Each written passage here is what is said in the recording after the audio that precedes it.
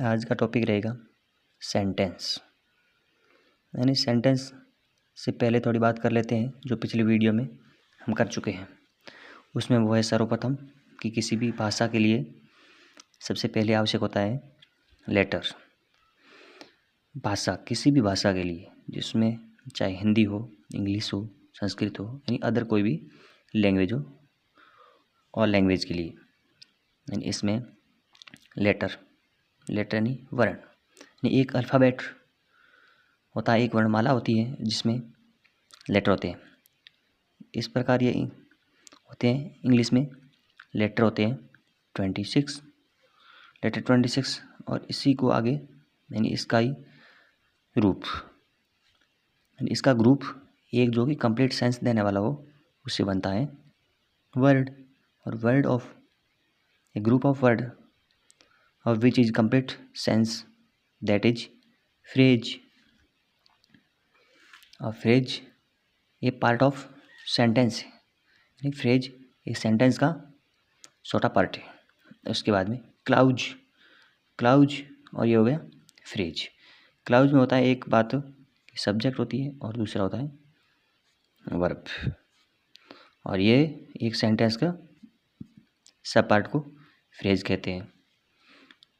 Clause अलग अलग clause के ग्रुप्स को मिला के एक यानी सेंटेंस बनता है, यानी कि सेंटेंस की संरचना होती है। यानी इसको सीधा परिभाषित अगर करें तो ये वर्ड है, वर्ड का यानी समूह। क्या देखेंगे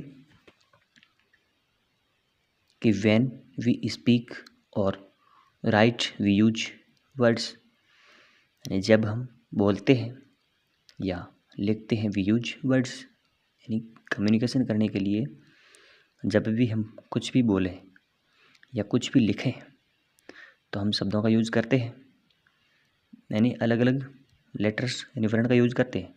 लेकिन वो सार्थक नहीं होती है कि एक लेटर अलग नहीं बोलते हैं, तत्पश्चात हम वर्ड्स का यूज करते हैं। We generally use these words in group, यानी ऐसा तो नहीं होता है कि हम एक एक लेटर्स का यूज करें। हम generally use these words in group, यानी इस वर्ड्स का ग्रुप में यानी यूज करते हैं हम जनरली सामान्यतः।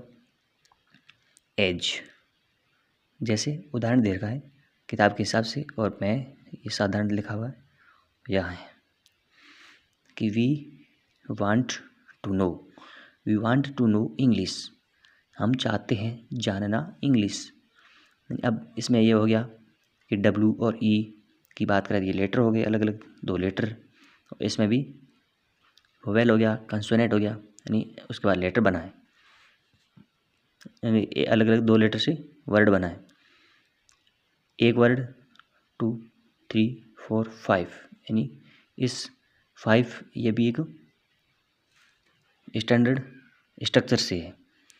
इसी स्टैंडर्ड स्ट्रक्चर से ये भी कंप्लीट सेंस वाला हो, यानी इसमें का भी एक निश्चित अर्थ निकलता हो, तो इसको सेंटेंस कहेंगे। ऐसे नहीं कि इंग्लिश पहले लिख दिया बाद में टू लिख दिया, यानी इसका भी क्रम यानी स्ट्रक्चर निश्चित होती है।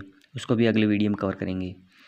We want to know English, यानी हम जानना चाहते हैं इंग्लिश, ये हो गया group of words that is sentence.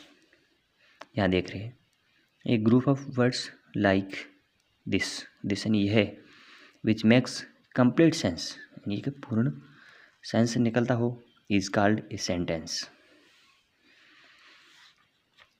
Kinds of sentence means types of sentence या kinds of sentence. Sentence are of 4 kinds,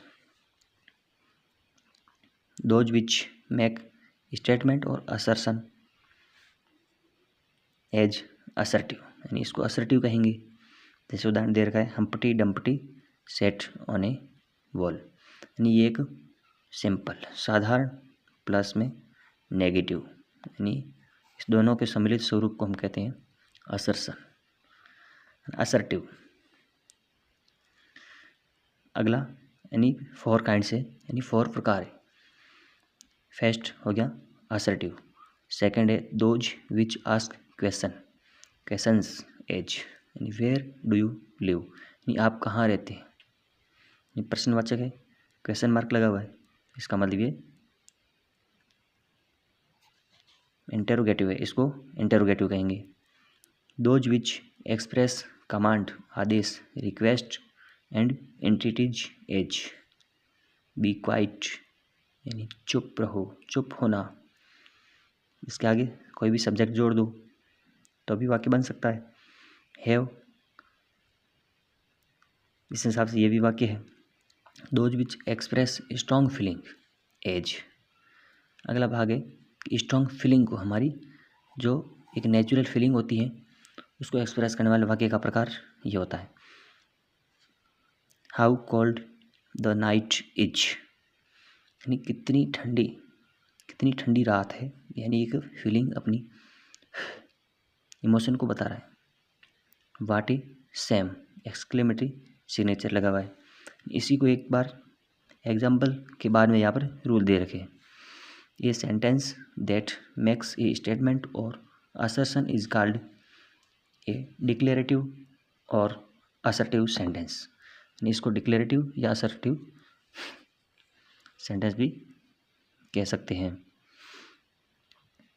A sentence that asks a question is called an interrogative sentence, यानी इसको interrogative कहेंगे, जो question पूछने वाले हैं वो interrogative होगी। यानी साधारण वाक्य तो जिसमें पॉजिटिव या यानी साधारण नॉर्मल कोई भी कथन बोला जाने वाला असर्टिव आएगा। A sentence that express a command or an entreaty is called imperative, क्या हो गया इम्पेरेटिव यानी आदेश देने वाले। A sentence that express strong feeling is called an exclamatory sentence, अपनी ये स्ट्रॉन्ग फीलिंग्स या इमोशंस, फीलिंग्स कहो या इमोशंस कहो,